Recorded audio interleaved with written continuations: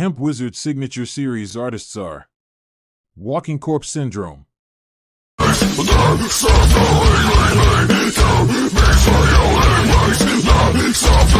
So High,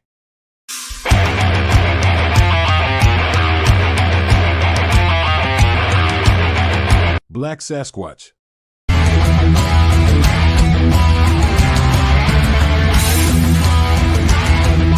Fester,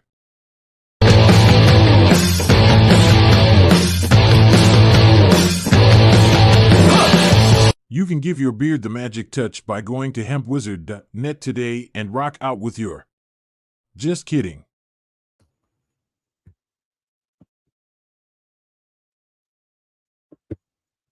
Get ready! Get ready! Get ready!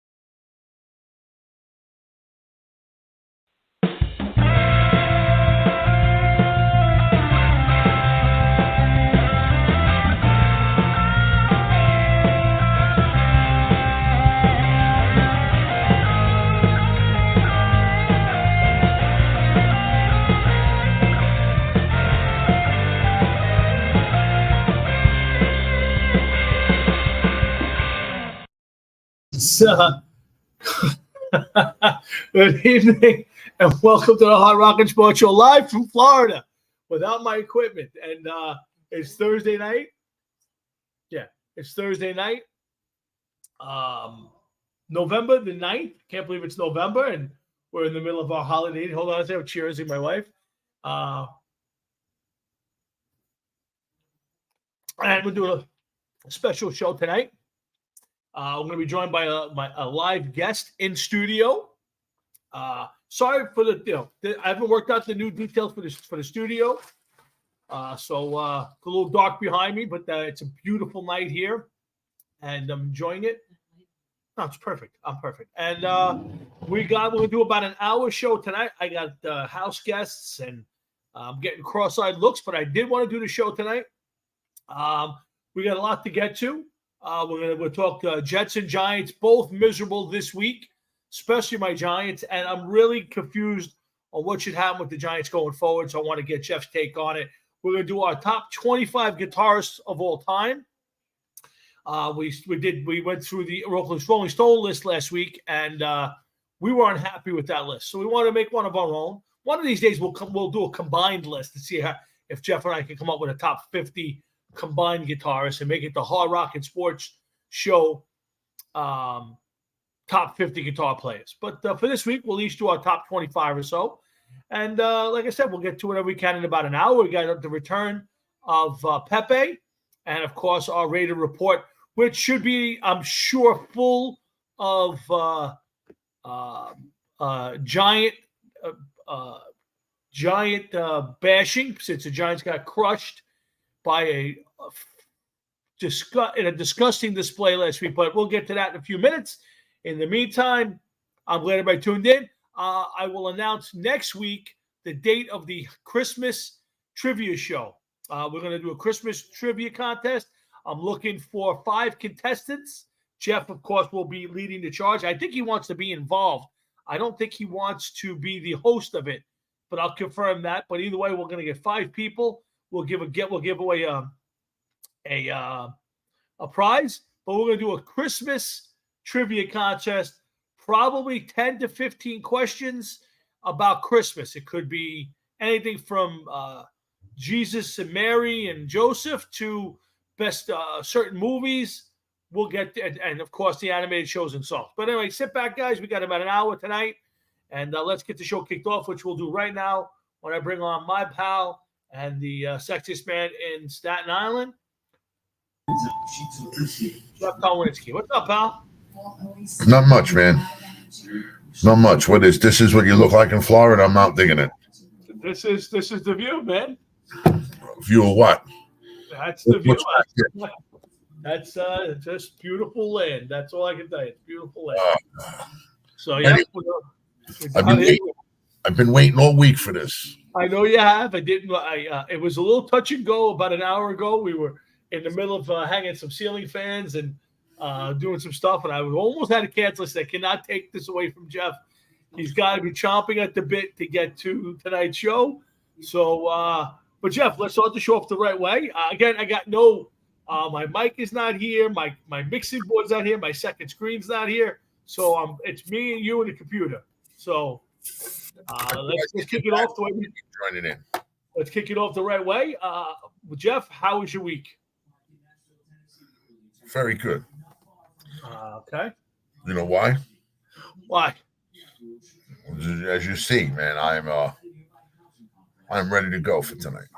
I see that. Before we do get started, I got two pieces. First off, I want to congratulate our good buddy Joe Gansas and his beautiful fiancee Rachel Roman on the announcement that they will be getting married down in the near future. So congratulations to Joe and Rachel, and we're looking forward to the big shindig.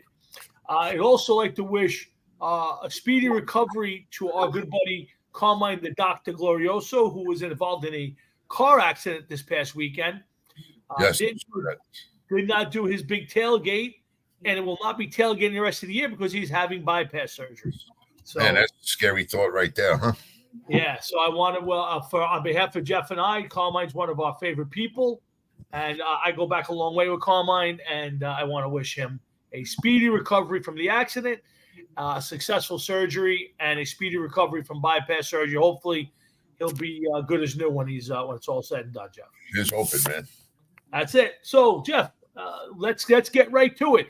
You want to start Jets? You want to start Giants?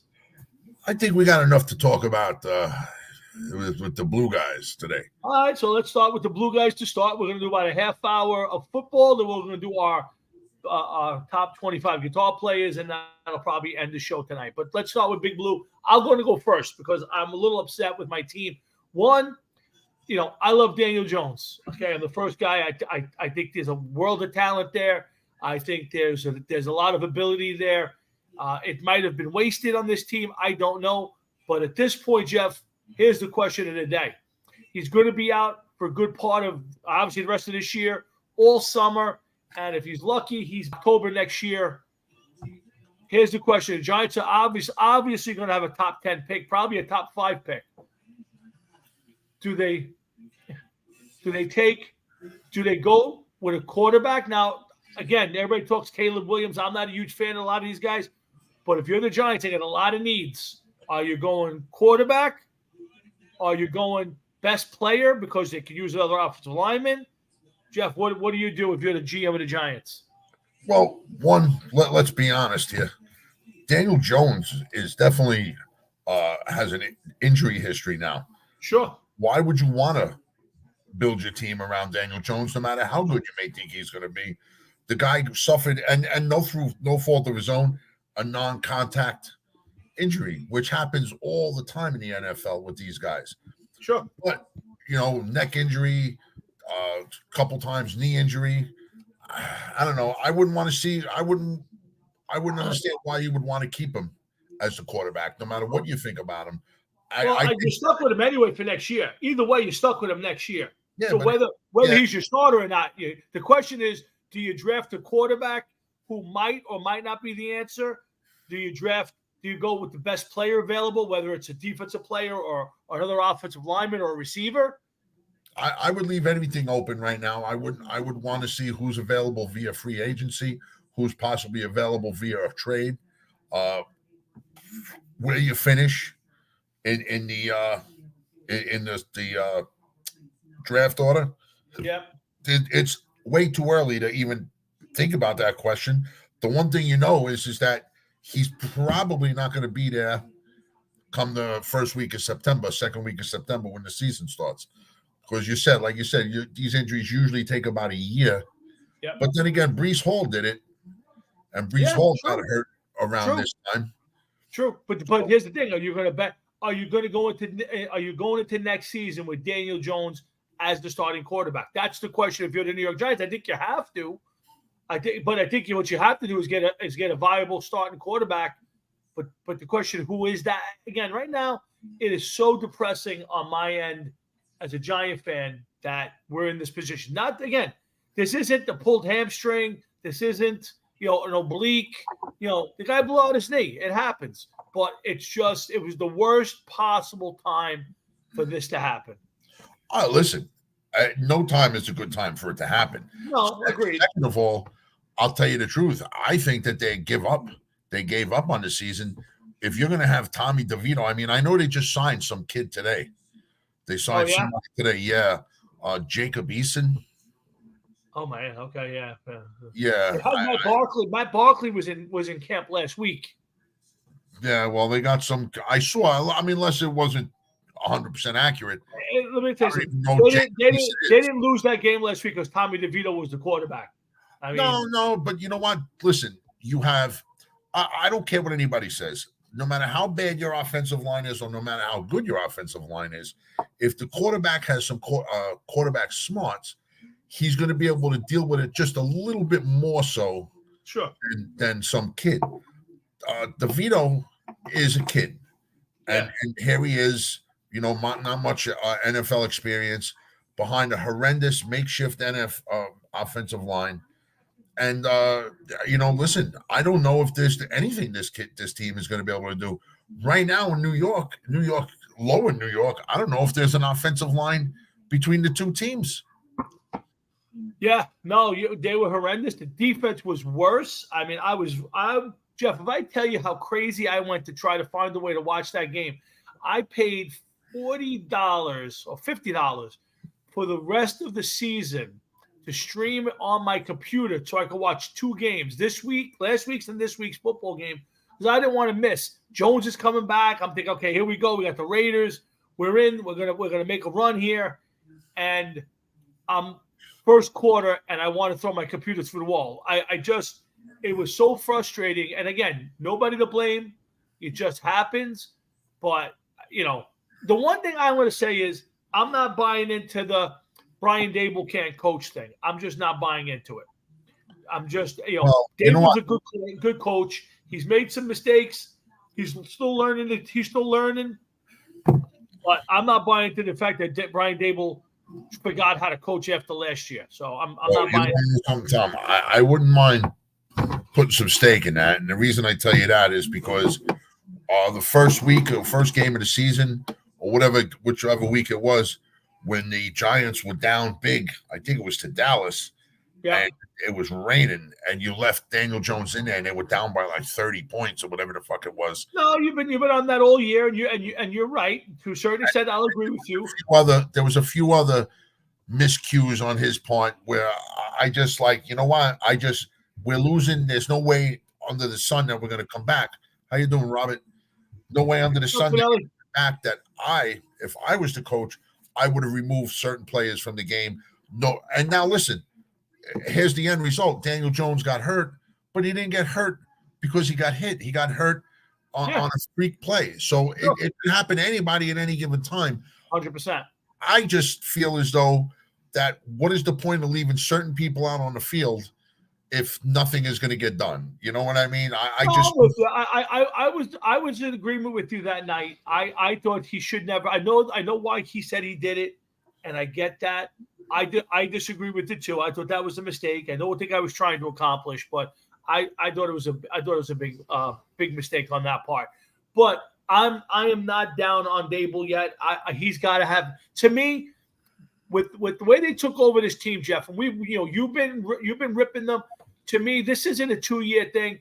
I think you got to give Dable 4 years. He's got to have the fourth year. If this team isn't turned around, and a lot of it's got to happen from the GM point. But to me, I'm not giving up, and I don't want to see another changeover again. I'm not going to do it. I'm not going to do it. So I'm against the coaching changes. The question is going to be, and we got a long way off, and we'll be doing our show at that point. But I don't know what the Giants do as far as the draft next year. You know, the top 5 pick. I don't like there's a couple of decent quarterbacks, Drake May, Bo Nix. You know, I'm not big on Caleb Williams, but I don't know which way you go. He's just Rob, you got to stick it out for 4 years. You can't keep changing coaches every 2 years, every 3 years, and expect continuity, because new coaching staff means new players, means new philosophy, means changeovers. You got to give these guys a chance to build this thing with the right players. Don't forget, they've been cash strapped with the salary cap. You know, they inherited players, Jeff, that they didn't want to have. They didn't want to keep Williams around. They didn't want to keep some of these guys around. And they just signed Williams. What was it? They just signed him last year. And I mean, listen, I understand what the point you're saying, but you know what, Tom? You know, it's like having a container of milk in the back of your refrigerator. You know, in 2 days, it's going to go sour. So I'm going to keep it, but I have no plans on using milk, but I'm going to keep it around for 3 days when I know that it's going to be no good in 2 days. No, but I agree, Jeff. You can't listen. If the guy's overmatched, I get it. But Dable's not overmatched. He's done a good job. He's done a good job. You can't do it every 2 years. You're just never going to build a team. The first year, he somehow managed to get that team into the playoffs. Right. I don't think that, you know, that warrants him more time there, because he hasn't shown anything in year 2.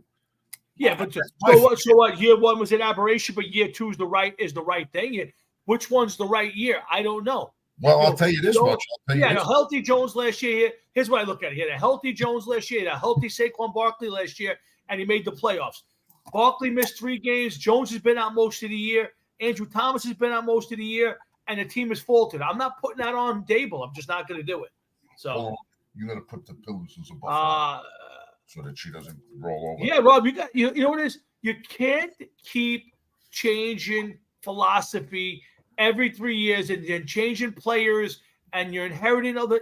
You got to give these guys a chance to build this the right way. I'm not telling you give them a 10-year deal.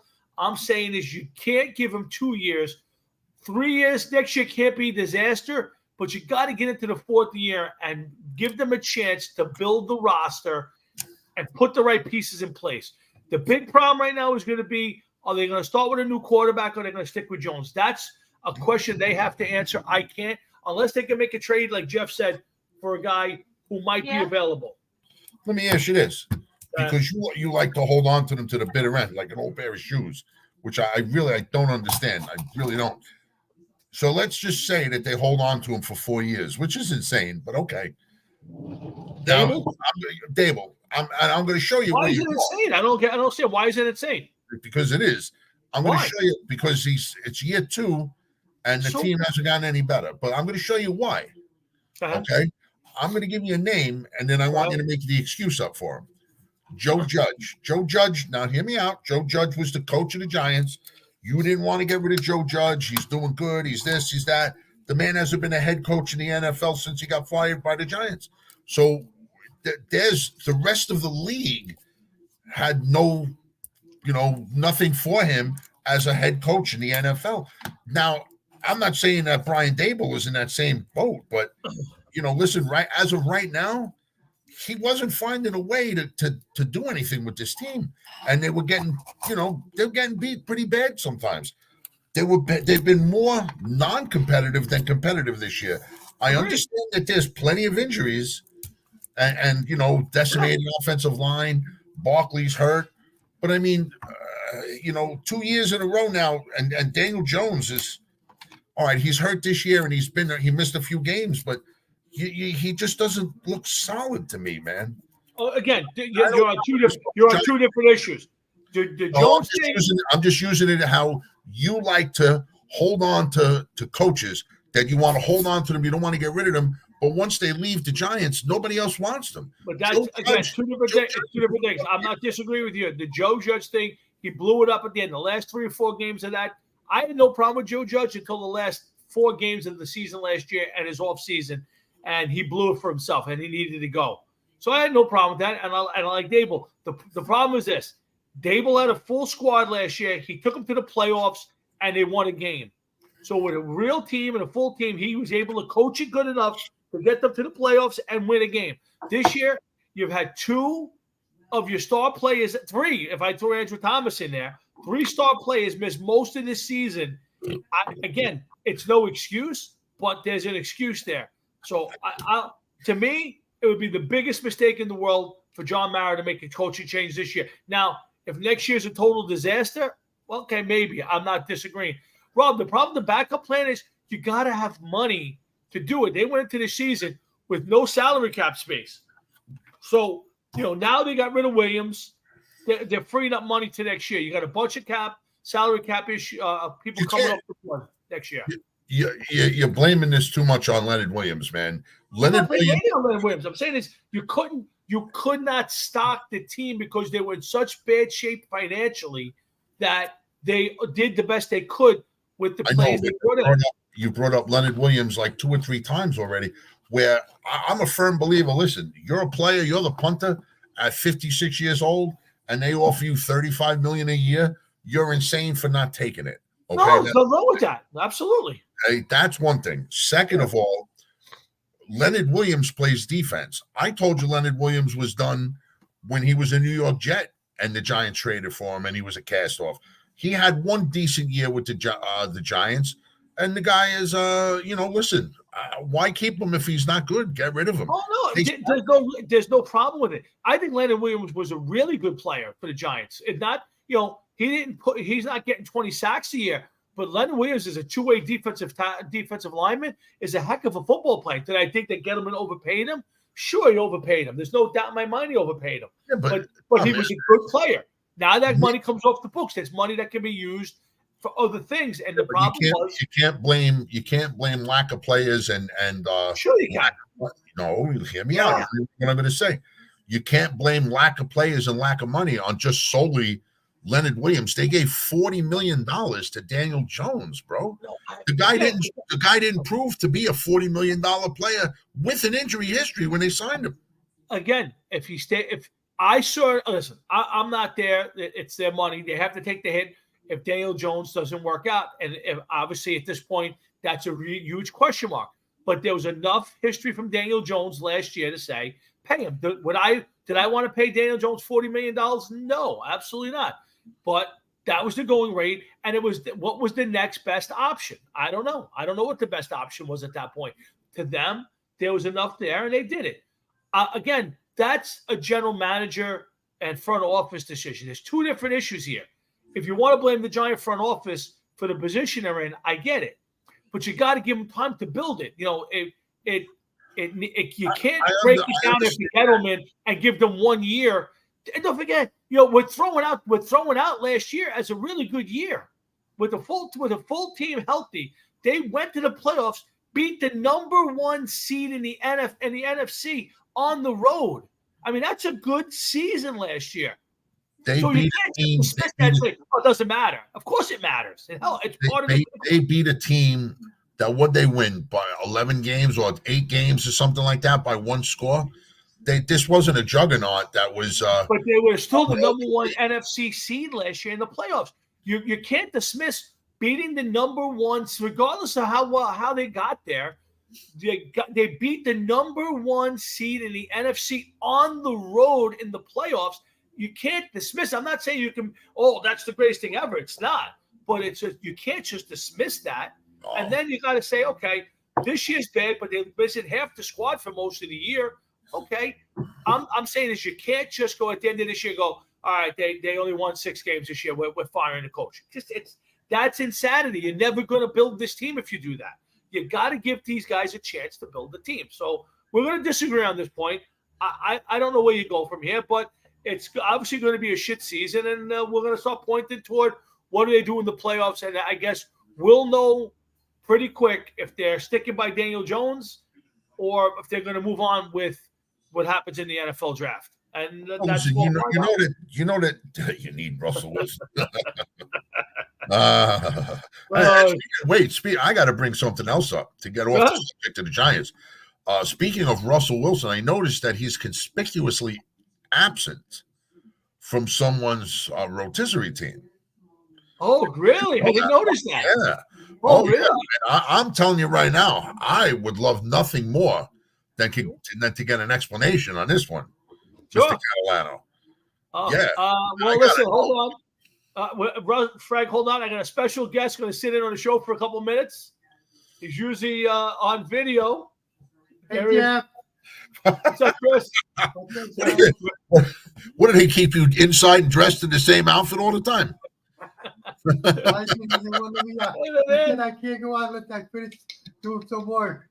What's up, That's Chris? about it. What's going on, man? What's going on, Not Bob? much, buddy. How's everything? Good, How was good. the game? That game did look terrible. He's not. He switched to the Jets. He's not switched to the Jets.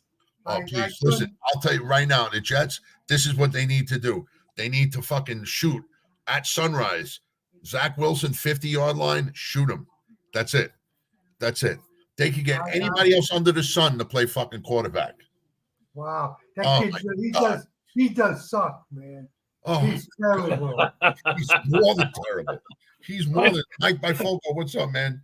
Frank says he misses when you're on TV and mashes on in the background behind you. If you want, I can put the sound up for you a little bit.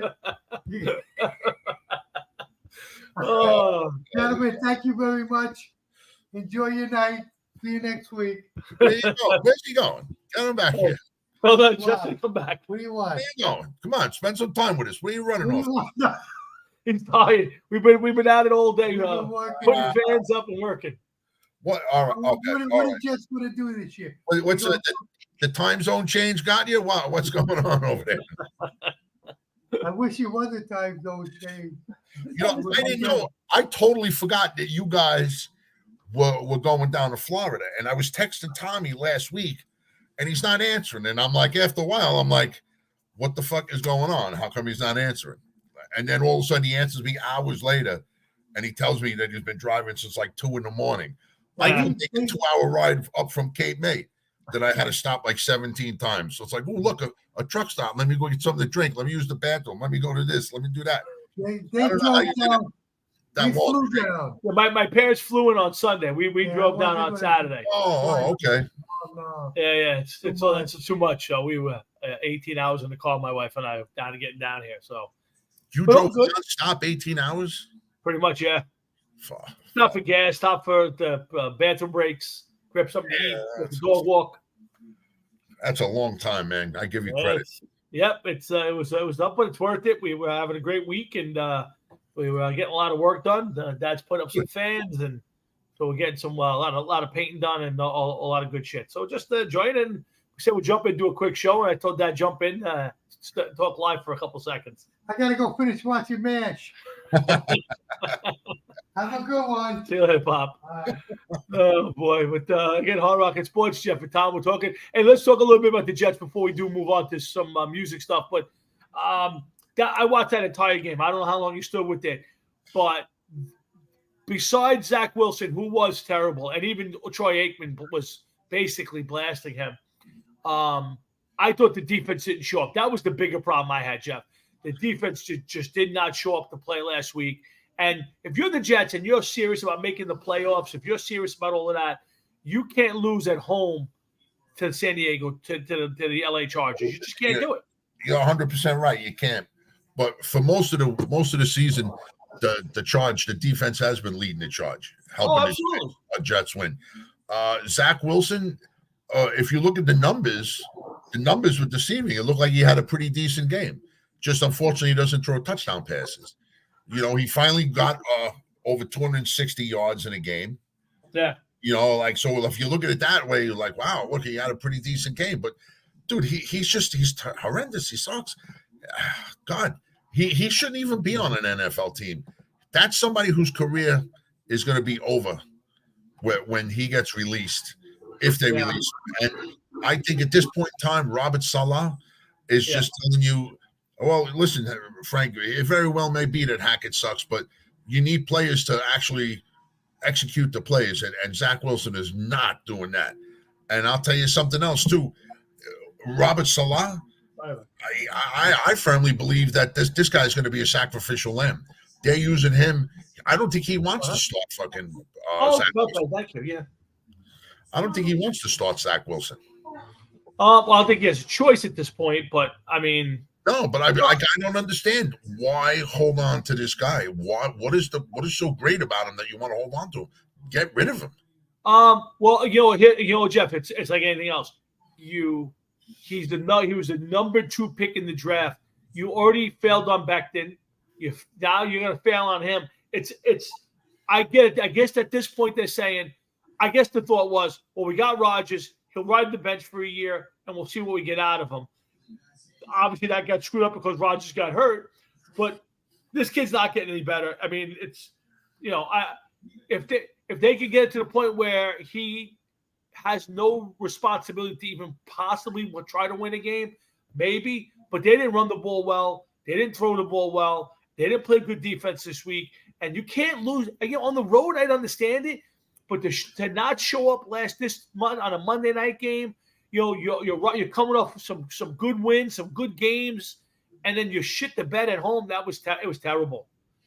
They should start you as quarterback. Never mind Trevor Siemian, because whoever they got is horrendous. Tom, as far as bad football teams, don't do the right thing, and now you're talking about a team that maybe they're getting ready to implode, because I see a lot of fucking articles in the paper the last 2 days about how Zach Wilson's not doing this, Zach Wilson's not doing that. Yeah. And now that the articles are starting, the defense is getting pissed off at the offense. You can't expect the defense to go out there and play superb football each and every single game of the season. Not at all. No, you're 100% right. So right off the bat, I would say that, you know what? So they had an off game. Big deal. They didn't play as planned. So what? It happens. The offense has never done anything at all this season to make anything easier for the defense on the New York Jets. 100%. But the bigger thing to worry about Frank, you're right. A career-ending injury, too, would be nice. Yeah. The bigger thing to worry about is your Garrett Wilsons and your Breece Halls getting frustrated enough, and that's where it gets ugly. The defense, I get your point. You're not going to be perfect week to week. You're not going to be the best team. You're not going to be able to play 100%. But that's a game that you got to win. And I don't know if you're looking past this game, if you're frustrated. I don't know what it is, but it's one thing to get beat. It's one thing they got beat on special teams. They got beat on defense. They got beat on offense. There's a lot of bad from this week. I'm going to be interested to see how they rebound this week. It's going to be interesting to see how they rebound. You're 100% right, Tom. But you want to know something?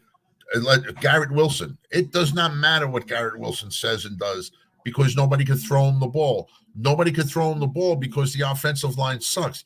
Breece Hall, he can get mad, hold his breath till he turns fucking God knows what color. Okay, it doesn't matter. He can only break one a decent runaway once in a while because he could slip through. If there's no offensive line blocking for him, he ain't going to get anything. Be happy with what he gets, because he ain't getting much more. Plus, the guy's coming back from a knee injury. Okay, and as far as everything goes with this team, okay, just like the Giants, it starts with the offensive line. If the offensive line is not giving them time, it doesn't matter. But here's the difference: you firmly believe that you have something in Daniel Jones. Absolutely. I firmly know that they don't have anything, the Jets, with Zach Wilson or any of the current quarterback situation that they have on that team as of right now.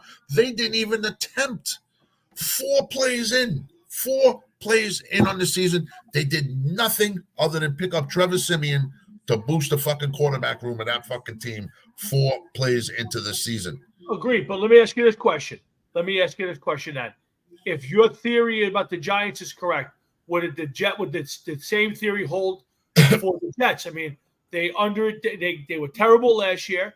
They're obviously underachieving this year for whatever the reason is. Do you, at the end of this year, if they win 6 games, the Jets? The Jets are 4-4. That's not underachieving. No, right? They're 4-5 right now, I think. No, they're not. All right, so I'm saying this right now. Let's say they go out and win 7 games the rest of the year. They're 7-10. Let's say that's how they finish. I'm just curious. Would Robert Saleh? Thank you, Frank. Would Robert Saleh still have a job at the end of this year? He should, yeah. I firmly believe he should, and I'll tell you why. Yeah. When he can do nothing at all to sign players. Okay, one, Aaron Rodgers went down 4 players in. Aaron Rodgers has football You sense. said injuries don't matter because Giants were without Barkley, let me- Jones, and let- Thomas. let Wait, me wait, finish. wait. Hear me out. The Giants have been without 3 of their best offensive players. And I But never you said wanna injuries didn't. I never said injuries didn't matter. But you said that you would still fire Dable at the end of the year, Yes, even I though would. he had 3 major injuries this year and came up and he won a playoff game last year. Listen, Salah didn't even get to the playoffs. Listen. I'm just curious. All right, I'm gonna let you in on it. First of all, first game of the season, pouring rain, down by God knows how much, and your starting quarterback is still in. That has nothing to do with this. Please, And you're I starting can give quarterback- you 20 things that Robert Salah has done as a head coach. You're going to point to one. To one thing. You got one thing. He plays quarterback in the ring. Jeff, get past that point. Tommy, no, we're not. I'm telling you why I would fire him.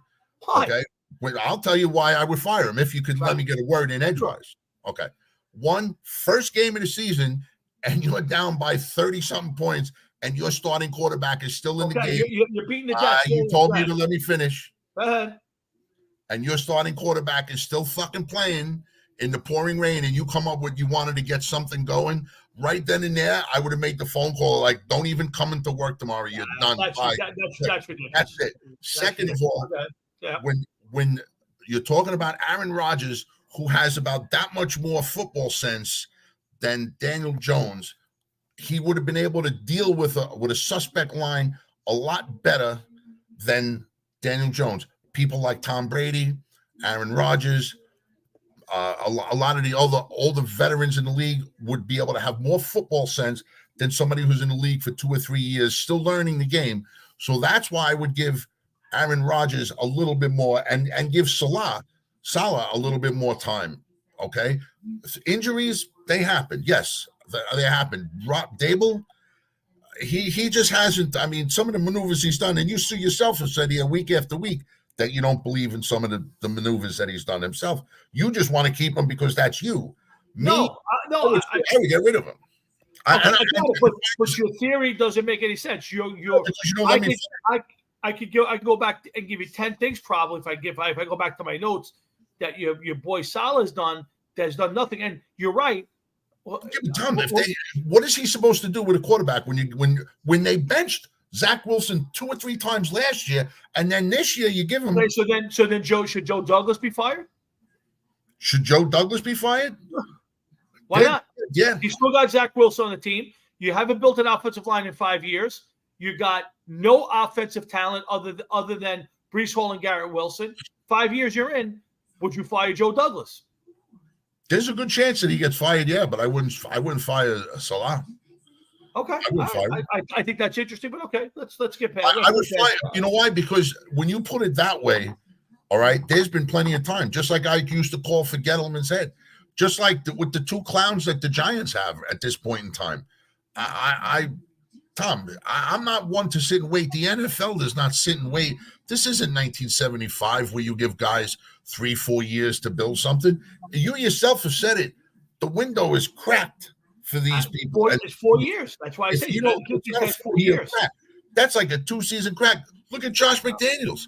The guy didn't even finish the season, and they fired him.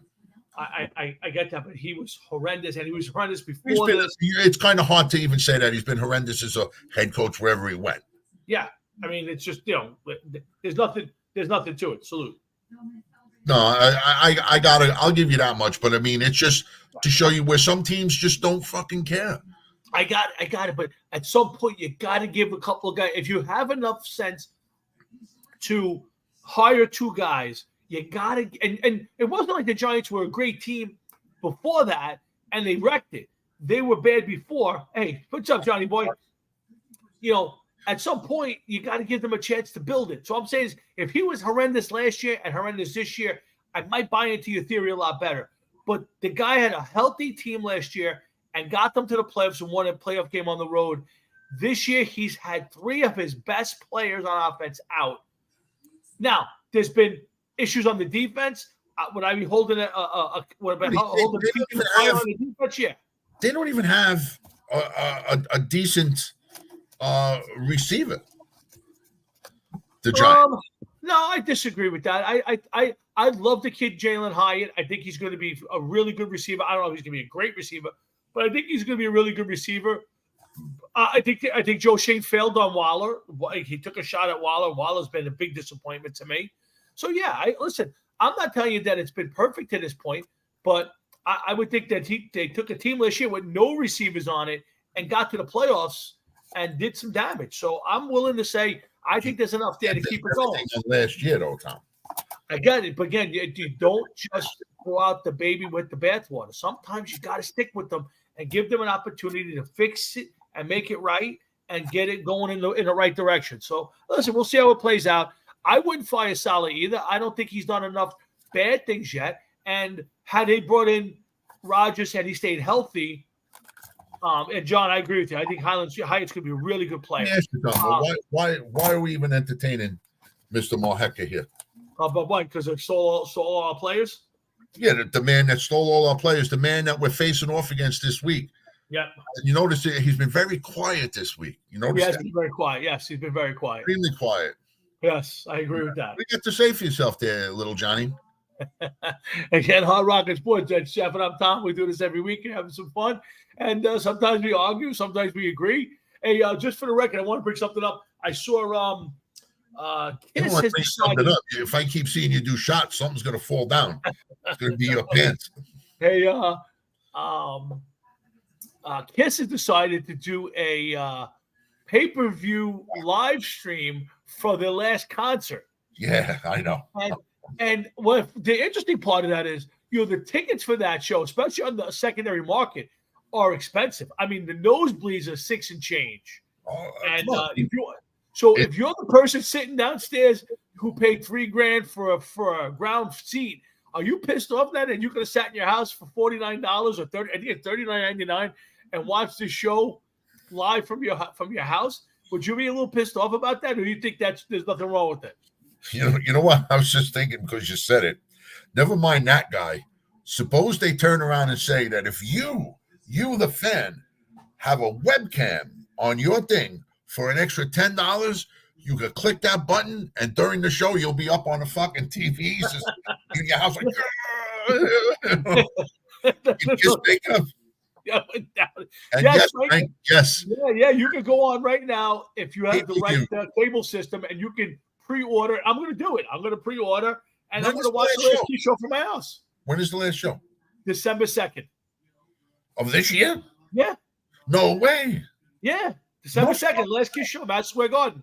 No way. Yeah. Really? Yeah, I want to go, but Paul, I know you don't go to concerts. Paul don't want to go. I wasn't going to pay $600 a ticket for me and my wife to go. Frank, if you're definitely going, I'm going to think about it, but I got to check. I got to check on my schedule. But I can stay home and watch it for $39.99. It's amazing. You could stay home, right? Maybe even pause it because you got that feature with cable. That if you got to drop a deuce in the middle of deuce, you can and come back, not sit on a piss fucking coated seat. That's true. Finish it up, grab a drink. Oh, I agree. Oh, I agree. Man. I'm telling you, I was fluttering with the idea. Yeah, 400 is the cheapest, and you're in the nosebleeds for 400. The nosebleeds. That is a shame, man. Crazy. That is a shame. That I firmly believe Kiss has nothing at all to do with.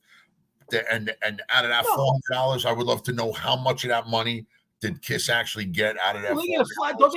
Don't they get like a flat fee? Like let's call it $100,000, and then the venue charges money to go to the show. I guess whatever. I don't know what Kiss gets. It's probably $1 million, especially it's their last show. It's got to be an astronomical number. Dude, listen. All I know is this. Okay, I think that it's a shame where we have one person we're talking to right now online, Frank Catalano, who I know is a big Kiss fan.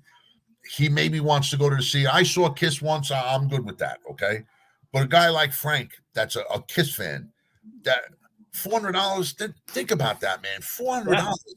I paid $400 for Black Sabbath tickets for me and my wife to go see Black Sabbath, and people were like, man, that's a lot of money. And I'm like, yeah, I know, but it's Black Sabbath. How do you turn around and even justify spending $400 for one seat. Frank, I don't know if you have somebody to take with you, or if you're, whatever your case is, if you have a spouse or a girlfriend or whatever. But even if you would just go and buy yourself $400 just for the fucking seat. Yeah, not counting driving there, eating. Oh my God, it's if you went with 2 people, it's $1,000 a night or better. Should yeah. Pay 26. Yeah, it's insane. So what they try to get for these seats and these venues to go see these fucking shows, it's disgusting. Billy Joel is going to be playing his last show at the Garden soon, right? Yeah. His what do they call that when they play? You know the word I'm looking for, right? Yeah. It starts with an R, isn't it? Is it an R? Well, it's almost over. Let's put it that way. Yeah. Okay. I don't even say anything because it's like, you know what? I'm not spending $400, $500, $600 a seat, because a concert like that, $150, $200 a seat. I could see that. You want to get really good seats for $300, maybe residency. There it is, residency. Thank you, Frank. That's it. You want to go see it? You shouldn't have to pay through the nose. Come on, you're talking something that's going to last a couple hours at best. You know what I mean? It's insane. I get it. It is insane. It's seriously insane to think about it. I don't know. Like I said, I want to be in the building for the last Kiss show I ever got into. I still love Kiss. I want to sit in a decent seat, so I want to spend more than, I want to be down low someplace, but I can't justify spending $1,800 on a ticket to go see Kiss. I just can't justify it. So I really am thinking now. I just figured out. I was just scrolling around before the show, and I caught that they're doing a pay-per-view, and I was like, wow, what if I spent $3,000 on a seat and then found out that I could sit home in my house and poop in my own bathroom for $39. I have to spend that kind of money. What are you going to do if all of a sudden you spent $1,000 a seat, right? And you found out that Paul Stanley hasn't played a show with Kiss in 2 years. Yeah. That it was just some other guy that they got. The funny part is, there are certain concerts, and this is one where you kind of go, this is an end of an era, an iconic band. Like, I love Maiden, but if Maiden played the last show, I don't know if that's iconic enough. Kiss, the Beatles, these are generation marking bands. I mean, think about it. Kiss in the 70s marked a generation. Like Kiss was like special. I'm not saying they're the greatest band in the whole world. I'm just saying that they were a phenomenon in the 70s that have managed to stick around for 50 years. 50 years? First of all, listen, 70s, 80s, 90s, 2000s, 2010s, 2020s. Yeah. You're talking six decades. Six decades. Not every band could say that. That is an accomplishment. The Beatles, on the other hand, have been here for what? They weren't even with us for 10 years. I think there was 6 or 7 years the Beatles were there. And they're still relevant to this day. Yeah, probably the most relevant band there is. Huh? Probably the most relevant band of all time. It's possible. It's possible. Some of these other bands that just, like look at Iron Maiden. Iron Maiden, 70s, same 6 decades. And no really, slowing down, but they're not in the same category as a Kiss. No. I'm a huge Maiden fan, and I'll tell you the same thing. To me, when Maiden plays their last show, it'll be special to me, but it isn't what Kiss playing their last show is. There are few bands that are iconic in that sense, and Kiss is that band. And to Frankie's point, my first Kiss concert was 1979. So, I look back and say, should I be in that building for that last show? I don't know. That's one I have to think about really hard, because I'd like to be in the building for that one. But at $39.99, Jeff, sitting in my house with a clicker in my hand is not a bad way to see it either. No, and you know what? I can tell you this much. I have on my iPad, I have the last concert from Black Sabbath, The End. Okay. And I do have the cord someplace, the cable to hook up like my Mac or my iPad to the TV so I could get a bigger thing. But the reason I'm bringing it up is because it is a concert that I have on a computer or an iPad, and I don't think you lose much, because when you're watching a concert in person, okay, sometimes you can't hear everything. Sometimes you'll be like, oh, what did I just miss? The guy in Sure. front of you jumps up, you don't see something. They're showing you optimum angles Sure. and everything else that I myself, I don't think you would lose much. Well, dude, you're sitting home watching it. I mean, I have a 60-something inch TV at home. I mean, you're sitting in your living room, 60-something inch. You're not worried about the guy in the row moving who wants to get out of the row. You're not missing. Half the time you go to concerts, you're watching the video screen anyway because you can barely see the stage. So Yeah, to you me, get yourself a good sound bar, a nice sound bar, and you just have everything hooked up. yeah. And John's got a great point. If it was, if Ace and Peter were going to be in the building, I think I'd be more apt to be more inclined to say I got to be there for that. And that's one of the reasons why, because I have this feeling they're going to bring them out there. I know there's been a lot of things back and forth, and that yes, no, they can't, they won't. I don't know, but I would tell you, if I knew those guys were going to be in the building and they were going to play, boy, that's tough. That would be tough to miss for me. So, Frank, I get your point, and I understand there's a lot of memories for you there. But I don't know. I'm up in the air on the Kiss one. I'll figure that one out. No, there's nothing wrong with Tommy and Eric. Don't get me wrong. They've been in Kiss longer than Ace and Paul and Peter were. So don't get me wrong. You know what it is. I think, but it's not the same. Right, I agree with what Tommy's saying, simply because it was due to Peter, Ace, Gene, and whoever left, Paul, that put Kiss on the map. Yes, there's been plenty of other members that have come through. There's not been anything about Bruce Kulick coming back that I've heard of. You had Eric, what the fuck was his name? The drummer. Eric Carr. Of course, Eric Carr can't come back, but I haven't seen or heard anything, acknowledging him and everything else. But the original four, you don't get any original members in just about any band nowadays. It would be nice, a New York band ending it in New York, to just go out on a high note. Even if they came, they played a couple songs and then they left, and maybe they just came out and stood on stage. I agree. Yeah, I agree. And then let Tommy and Eric just go off to the side and let the four of them enjoy it. But something, the attitudes and everything else that have gotten in the way over the years, and the issues and problems between them, will never let that happen. But it's the fan that misses out. That's the whole point of it. Oh, sure. Guys, if you did it right, if you want to do it right, then all you got to do is just do the encore, 2 or 3 encore songs, and you bring back Peter and Ace to close it out. You started it that way, you end it that way, and Tommy and Eric get to play most of the show, but the last 2 or 3 songs of the night in the encore, you bring back the 2 original members, you play it, you pat each other on the back, and everybody comes out takes the final bow together, and you walk away. But if you're doing it right, to me, Ace and Peter have to play the last 2 or 3 songs, and then you close it up. That's my opinion. I will say this: whatever prevents the four of them from being on stage at the same time to close this out, whoever's conviction that is strong. That knowing that after this date, supposedly this is the last show that they're ever going to play. Yeah. You know what I mean? No, I agree. And yes, Frankie's right. Ace is being a dick about things, but you got to look past it, because this is one in a lifetime chance to end it that way. You got to go. Don't talk to me. Don't even look at me. Come out there, play the last 2 songs, and let's move on. But yes, I agree. Do the backing tracks and everything else. Yeah.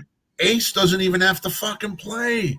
He could just come out there with a guitar that smokes, make a lot of smoke, cover yourself in the smoke.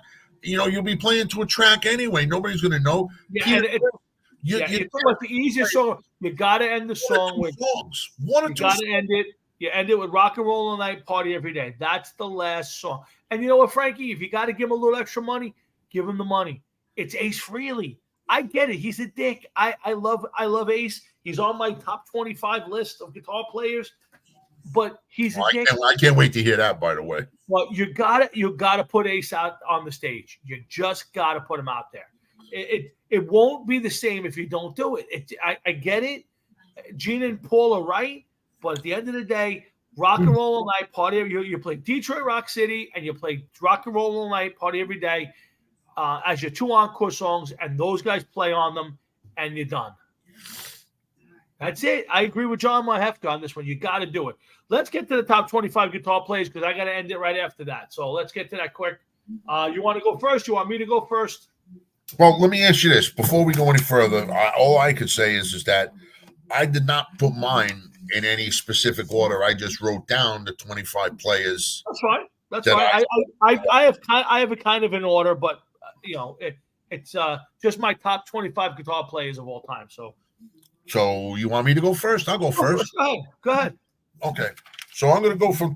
It doesn't matter. I'm going to start at 1 and go through 25, but most of my heavyweights are down near the bottom anyway.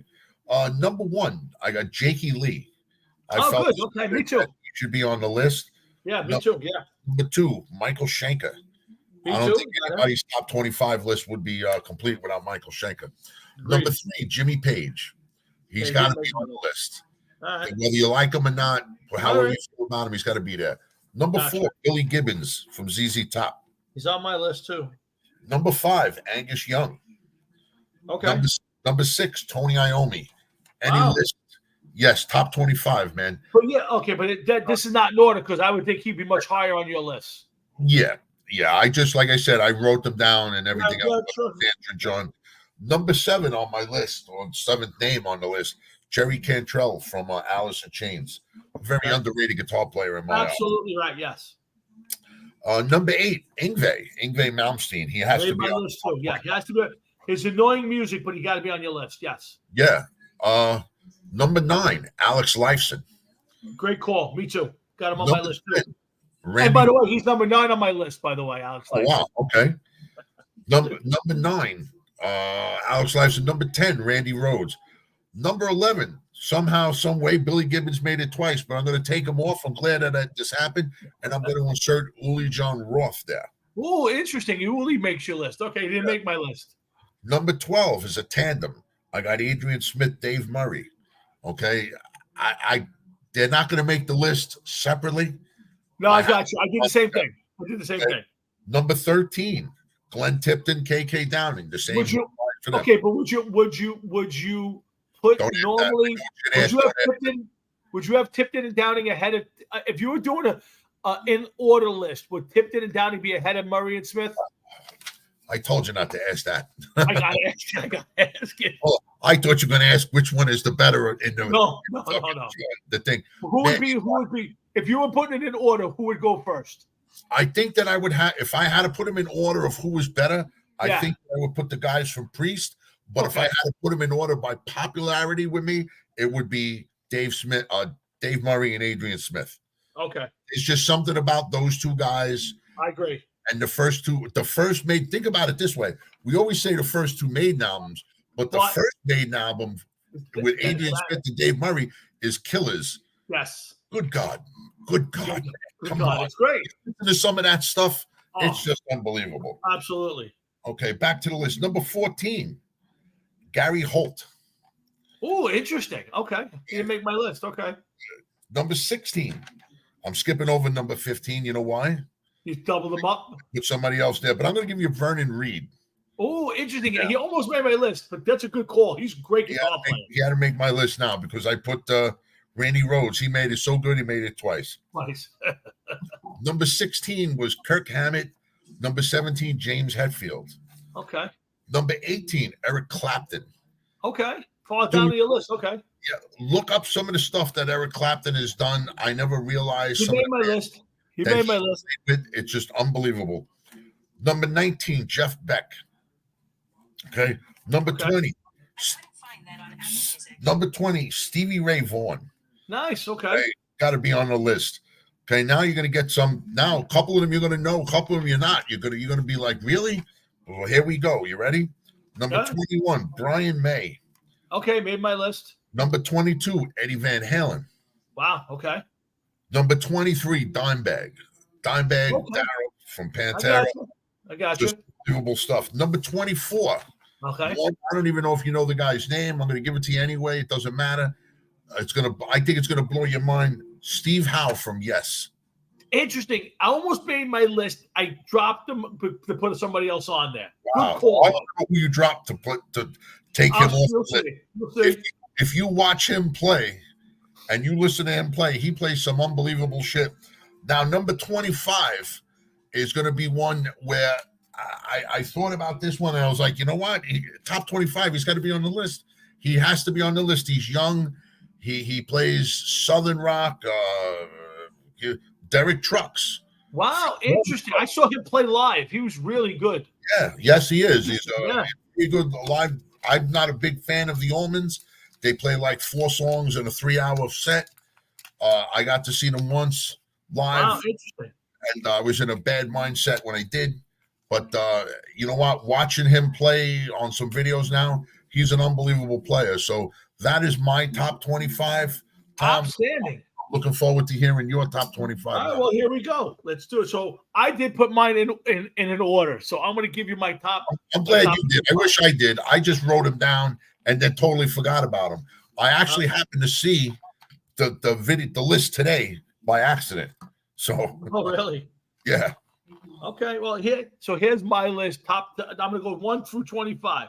Top of my list is Eddie Van Halen. Just to me, the best, my favorite guitar player. Now, this isn't best guitar players. These are my favorite guitar players. I want to put it down. So first up is Eddie Van Halen. Number 2 is Randy Rhoads. Randy Rhoads to me is just that iconic guitar player from my high school years. Brian May jumps up onto that list. I love the guitar sound from Brian May. The Game, I know people don't love that album, but there's such great guitar sounds, and I've been listening to so much Queen lately. Brian May's got to be on my list. Ace Frehley is number 4 on my list. Oh, the first one that didn't take long, the one that neither one of us had, but go on, man. I want to see how many there is. Ace Frehley makes the list. Right after that is Dave Murray and Adrian Smith. My favorite guitar players. Just iconic. I love Maiden, and they just have to be on my list. Tipton and KK come right after that. To me, you can't do ones without the other. They're right there behind each other, and it's just what we grew up on. Yeah, one thing real quick about Adrian Smith and Dave Murray. Did you ever notice you didn't get much of a stage show out of either? No. They came out, they got in position, they played, they moved around here and there, but they weren't running all over the place. They weren't thrashing their heads or like your boy Tony Iommi. We saw Tony Iommi. I don't think he brought his legs to the show. No, but Tony Iommi was also pushing 70 or was 70. I'm saying, these guys in their 30s weren't running around, but they just let their playing do the talking. I felt as though 100%. I loved every second.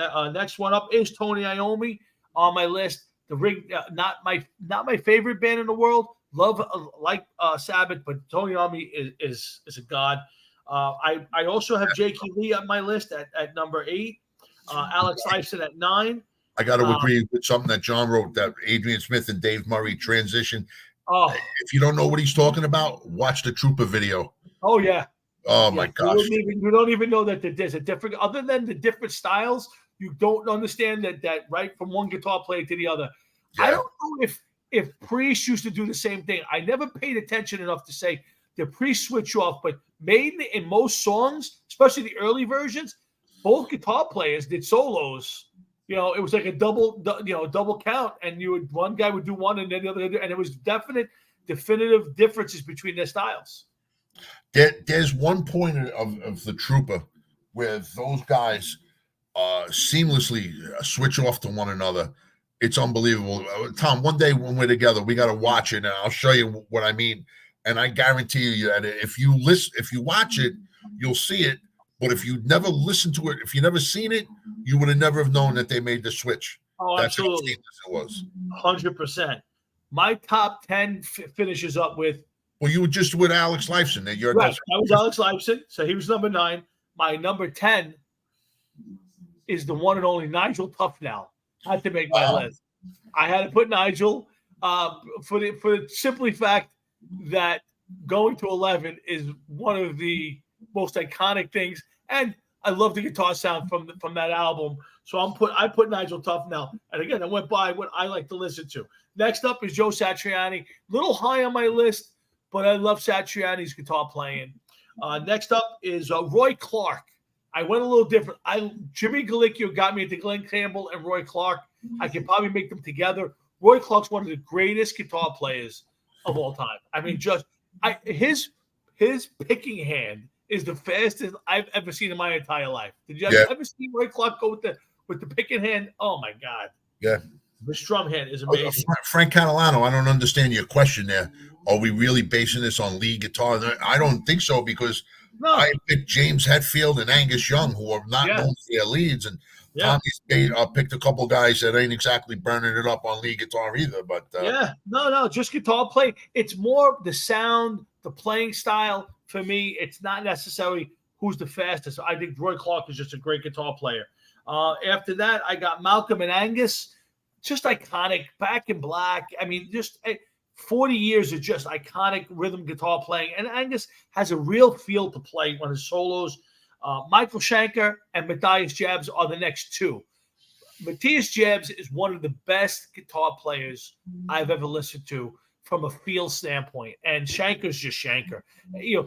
I think he's so goofy that he kind of falls off the page. When you look at a lot of lists, he doesn't make it. But Michael Schenker is one of the best guitar players of all time, Jeff. Yes. And the guy you got me into. Yes, definitely. Oh, my God. Awesome player. I threw Eric Clapton in at number 15. I'm not a huge Clapton fan, but the guy's a great guitar player, so I had to put him in there. Without even knowing it, you know more Clapton than you know. Oh, absolutely, 100%. More Clapton. And if I let you hear half the Clapton shit, you'll be like, really? That's Eric Clapton? And this is stuff that I just found out not too long ago. Like, I didn't know that. I think it's Traffic. He was in Traffic, I think it is. Yeah. There was a band with Steve Winwood. Oh, really? Yeah, Blind Faith. Blind Faith, okay. Not Traffic. Blind Faith. Interesting. Next up for me, I don't like him. I'm not a big Ted Nugent fan as far as his music goes, but he's a really good guitar player, and he won me over. He does a great national anthem. Just great guitar player, and I like his politics. So I put that Ted Nugent, then Billy Gibbons. Billy Gibbons is such a great guitar player. I mean, I'm not a huge ZZ Top fan, but when you take a minute to listen to Billy Gibbons play, holy cow, that guy could just fucking flat out just pick it, man. Just great stuff. And a guy that I don't like in Guns N' Roses, but I love his solo stuff, is Slash. Slash, really? Outside of Guns, I love his solo stuff. It's just fantastic. Take a listen to Slash solo. I know you're going to hate this one, but I had to put him in there because it's kind of iconic, and that's Zakk Wylde. I love listening to Zakk Wylde play. I know you don't. I get it. Believe me. I just think he's a one-trick pony. I agree. He wasn't in Traffic. I just looked. He might have jammed with Traffic here and there once in a while, but he wasn't a member of Traffic. Okay, so I had Zakk Wylde. I put Steve Vai in at number 20. Who would Steve Vai is just? Oh, Steve Vai. Okay. Yeah, I think it's based on a lot of that stuff with the David Lee Roth stuff. I just think he's a phenomenal guitar player. Richie Sambora. I'm not a huge Bon Jovi fan, but Richie's playing in Bon Jovi is just phenomenal. I don't like his solo stuff, but boy, oh boy, Richie just has a great feel. I put Malmsteen in there, even though everything sounds the same. The guy's, I mean, do you remember the first time we listened to Malmsteen? I mean, the guy was just doing things that just almost nobody was doing. It's just amazing. Yes. Now it just sounds the same. Yeah, he was doing things that nobody else was doing at the time, without a doubt. My next three, you're going to shake your head at a little bit. So Maybe. First one is Pete Willis from Def Leppard. Pete Willis on the first Def Leppard album. I just love the sound. I love his playing. It was more, again, it's not about the great guitar player. I know he's not a great guitar player. Yeah, I agree with you, Frank. I hate Malmsteen too. I think he's a dick. But Pete Willis on those first two albums, that's one of my favorite all-time albums. On Through the Night, Jeff, is absolutely one of my favorite albums of all time. Played on one album or two albums? I think he was on the first two. I think he didn't make Pyro. Did he make Pyromania? Or was that Conlon? I think Phil Conlon was at that point. I got to take a quick piss. I can't hold this. I'm sorry. Yeah, Frank, I had to put. I mean, Phil Collin and Def Leppard is a great guitar player, but I think I don't like a lot of the later stuff, and the stuff that was done before him, I can't give him credit for. He's a great guitar player, and I've interviewed him 3 or 4 times. He's a nice guy. Yeah, I think, but Pete Willis on those first 2 albums, On Through the Night is one of the most underrated albums of all time. I don't know how you guys feel about it, but if you listen to that first album, it is raw. It's not necessarily, yeah, and yes, absolutely.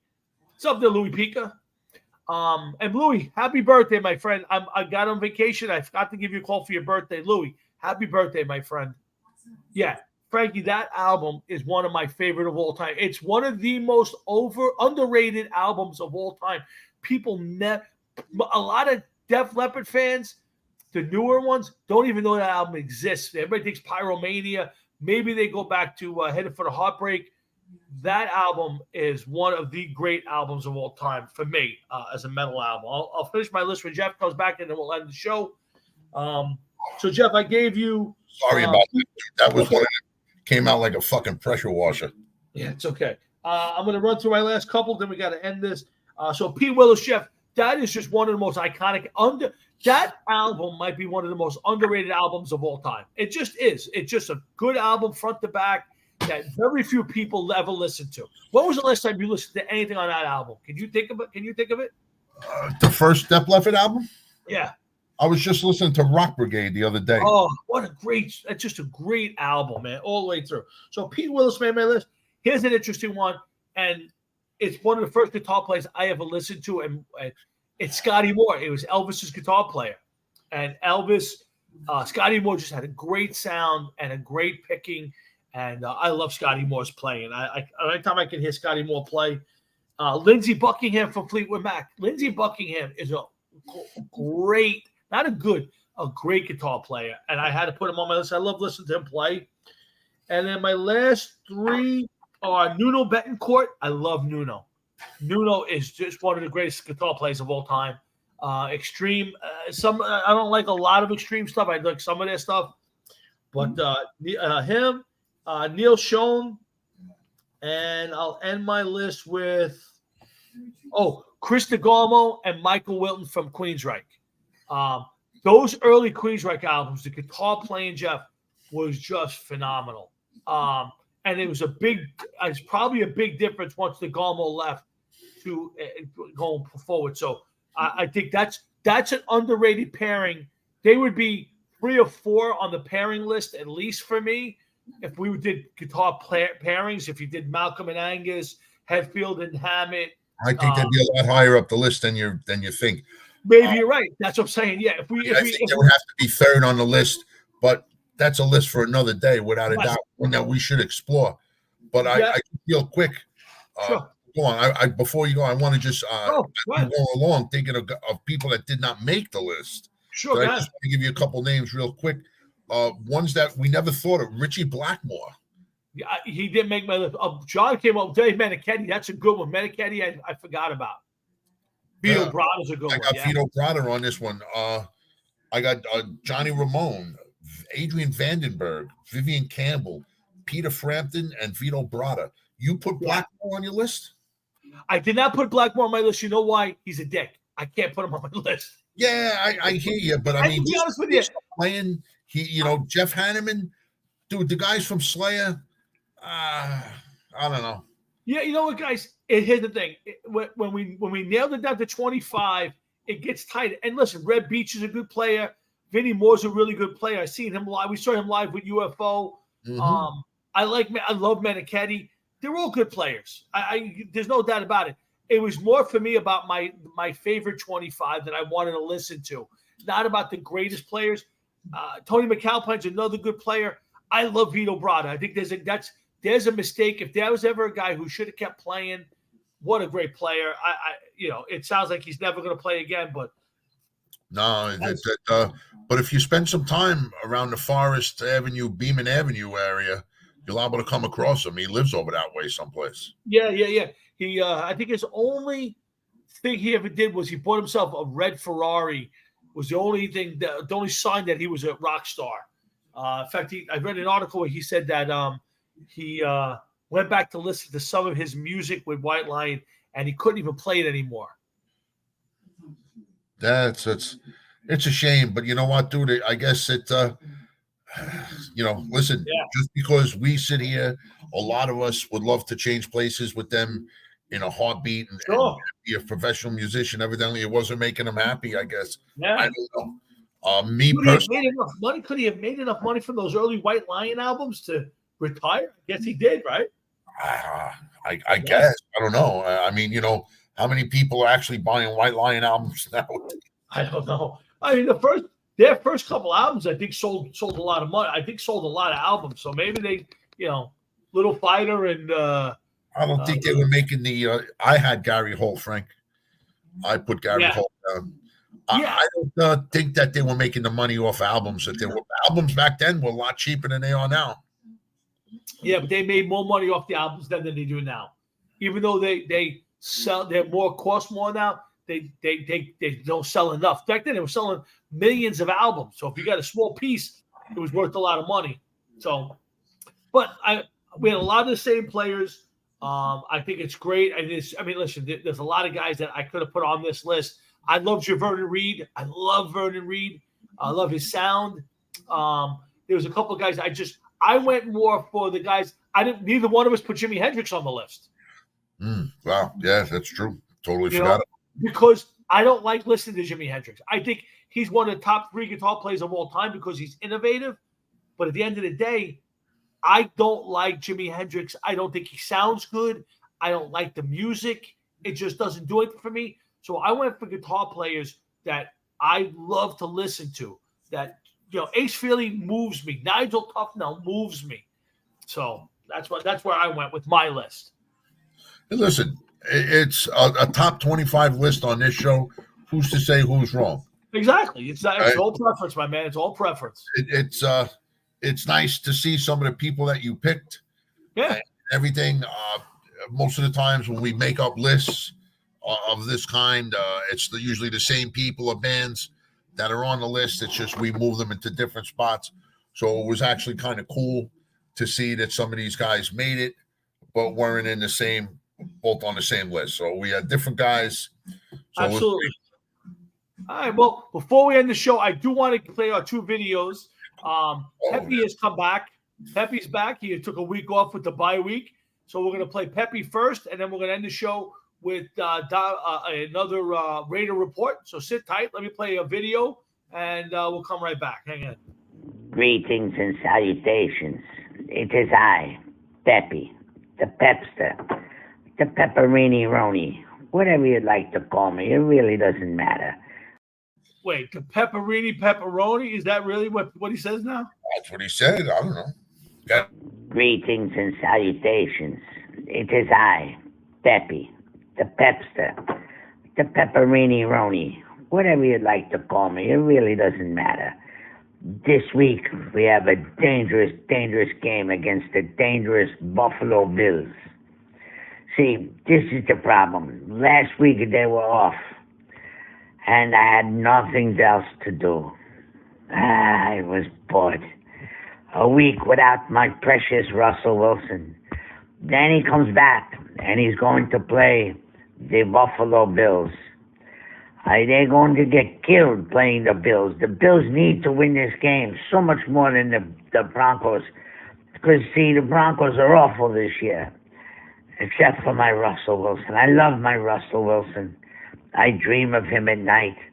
I love Russell Wilson. He is my hero. One day I will meet him. I will mean it. I will meet him. But this week, I tell you that the Broncos get killed by 75 points. You watch. I'm saying Bills 75, Broncos nothing. All right, first off, I was a little freaked out. I think Pepster's a little too into Russell Wilson, and I'm not sure. I'm not so sure the 75-0 score. But Pepe's, he's okay with losing as long as he gets to meet Russell Wilson. Listen, we're not in the mind of Pepe yet, man. We still have time. This is still a developing situation. Pepe has not told us why he wants Sure. Russell Wilson, what he wants to do with Russell Wilson. What is it that Russell Wilson does? I can tell what he wants to do with Russell Wilson.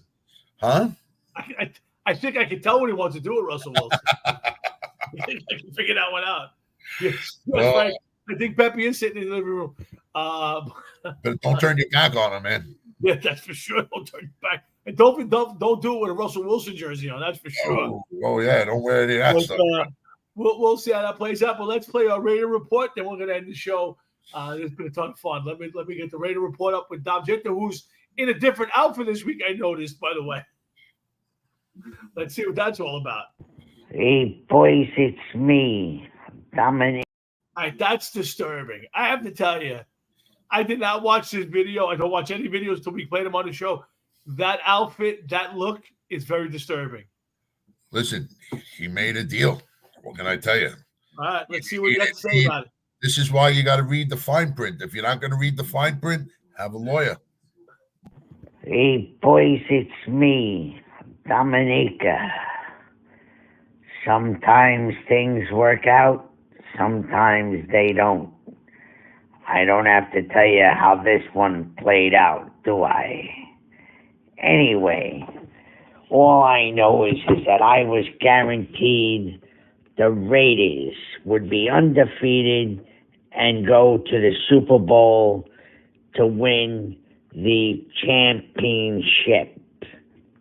Guess what? They still have a bunch of losses, and it don't look like they're going anywhere anytime soon. This week, they go up against the Jets. I don't see this coming out very good. I think I have been hoodwinked. What can you do? By the way, I'm dancing at the Gold Nugget next weekend. Come by and see me. I got a little surprise for you. All right. That outfit and the hair is What's up with that forehead, man? Yeah, he looks like Stevie Wonder. Seems as though that somebody pulled a joke on him, man. And it was a big win by the Broncos over the Chiefs this week, Frankie. So as we end the show right here, but yeah, that was a great win by the Broncos, and a killer for us with our boy Patrick Mahomes. Yeah, fuck the Broncos. They were supposed to roll over and let Patrick throw for like 550 yards and like 6 touchdowns. And what the fuck? That would have been nice. But all right, guys, listen, I got to end this here because I'm getting dirty looks all over the house right now that I've been out here for an hour and a half. Everybody's staring at me. But it's a blast. I think it might have been the video. Yeah, it might have been the disturbing video. I think my neighbors are calling up to complain about the disturbing video. But either way, thanks, guys, everybody, for hanging in there tonight. John and Frank and Michael and all those guys who were watching the show tonight. Thank you guys all so much for tuning in, listening to Jeff and I yell at each other a little bit and do our guitars, do our top 25 guitar players. We'll be back next Thursday night. We'll do this all over again and have some more fun on the Hard Rock and Sports Show. But for tonight, I got to end this right here. Hefe, what do you got to say? Next week, same bat time, all that other good stuff. You know the Yeah, deal. you got a couple big shows coming up on the 25th of November at Mother Bugs. Jeff and the Remorons are kicking out there.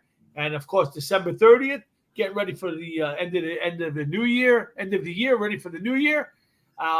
Jeff and the Remorons again at the Mother Pugs. And don't forget, probably the week before Christmas, the Thursday before Christmas, which I think would be like 20th or the 19th, something like that, we will do a Christmas trivia contest. Will you be hosting it or you want to participate? I had to ask you that. I'd like to participate in there, man. Okay, that's fine.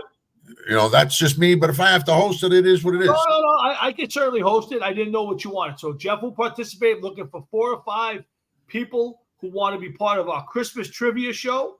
I'll come up with some prizes and giveaways, and we'll talk a lot of starting next week. We'll start talking a lot of Christmas movies and shows and all that stuff. And then, of course, that night we'll do 10 or 15 questions, and whoever gets the most right will be the winner. I will come up with 10 or 15 questions Christmas, ranging from anything from where did Jesus meet Mary to what certain parts of Christmas shows and movies and songs. So, but that'll be the Thursday before Christmas. Just sent you. I already started the decorating process here. Oh, nice. The house in the bathroom, the lower bathroom. Oh, So, nice. Just sent you a picture of it. Not much, just a little string of lights, but everything starts someplace. Let's start somewhere. 3-season room, the windows and door go up on Monday. Oh, nice. That means Monday afternoon, as soon as I get home from work, I take everything, all Christmas related stuff out of the shed, put it into the 3 seasons room. The goal this year is 3 full-size trees. Wow. In a house no bigger than a studio, one-bedroom apartment, and lights everywhere. Nice. Yeah. As soon as I get home, I'll be home in about a week. I'll be purchasing my tree and getting the tree up myself and getting it all Christmassy. Right now, being in Florida, I haven't gotten a chance to be all Christmassy. So, but I will. I'll be watching some Christmas stuff the next couple of days once my parents leave. In the meantime, it's been a blast. I love doing these shows, and regardless of where I'm sitting, it's always good to hang out with my boy Jeff. And we're going to be seeing a lot of each other the next month or two. We got the big reunion. We got a wedding to go to, and Jeff's got a couple shows. Either way, lots of stuff coming up. Haven't heard anything yet, by the way. We'll see. Never know what could happen, but I'm sure you will get the call. In the meantime, guys, thank you all for tuning in tonight to the Hard Rock and Sports Show. For Jeff Towinski and myself, please have a great rest of your night, a great rest of your week, a great next week, and we'll see you back here next Thursday night on the Hard Rock and Sports Show. So for Jeff Towinski and all of us, have a great night, and we'll see you guys next Thursday night at 7 p.m. Jeff, thanks, brother. I will see you off the air. You got it, dude. Be good, man. Enjoy. Thanks, pal. Good night, everybody.